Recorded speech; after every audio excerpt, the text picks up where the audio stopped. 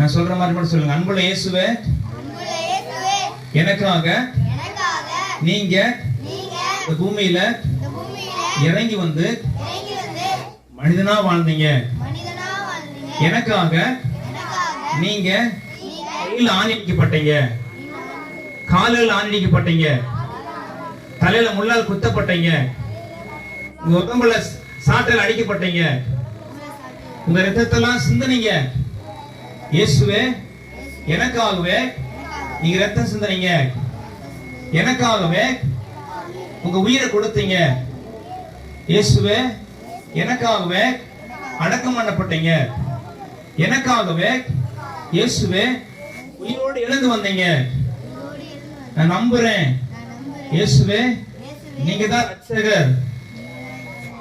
என் பாவத்தை மன்னித்து என்னை விடுதலையாக்க வந்த ரட்சகர் இயேசுவே, உங்களை ரட்சகராக என் இருதயத்துல ஏற்றுக்கொள்கிறேன்.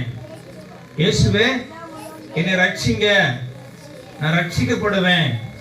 நான் ரட்சிக்கப்பட்டு இந்த பூமியில பரிசுத்தமா வாழ்வேன், ஒரு நல்ல மனிதனா வாழ்வேன், நல்ல ஒரு மனுஷியா வாழ்வேன், நல்லா வாழ்வேன். இயேசுவே, என் பாவங்களை மன்னிங்க. என் தலை முதல் கால் வரை உங்க ரத்தத்தினால கழுவுங்க. என்னுடைய ஆவிய பாவங்களை மன்னிங்க.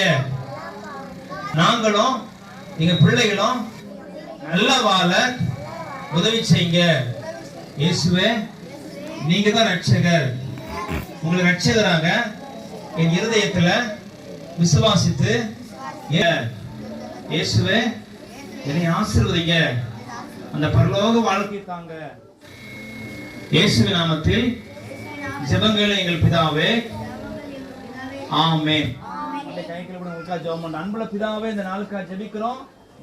இருதயத்துல விசுவாசித்து வாயினால் அறிக்கையிட்டா ரட்சிப்பு உண்டாக சொன்னீங்களே. இயேசு ஆற்றுகிற பகுதியில கிறிஸ்துவுக்காக சாட்சியாய் வாழ்ந்து ஆண்டவரே, உம்முடைய வருகை வரும்போது பரலோக வாழ்க்கையை சுதந்திரிக்க கர்த்தர் இரக்கம் பாராட்டும், தயவு பாராட்டும். குறிப்பா ஆண்டவர், உங்களுக்கு இருக்க எல்லா பிரச்சனைகள், வியாதி எல்லாம் மாறட்டும். ஆண்டவரே, உமக்கு நன்றி. வியாதி உள்ளவங்க உங்க வியாதி இருக்கிறத கை வைங்க. நான் ஜெபம் பண்ண போறேன். இயேசு இப்ப சுகமாக்குவார். அன்புள்ள ஆண்டவரே, யாருக்கெல்லாம் எந்த இடத்துல வியாதி இருக்கோ அந்த வியாதி இயேசுவின் நாமத்தில் விலகுவதாக.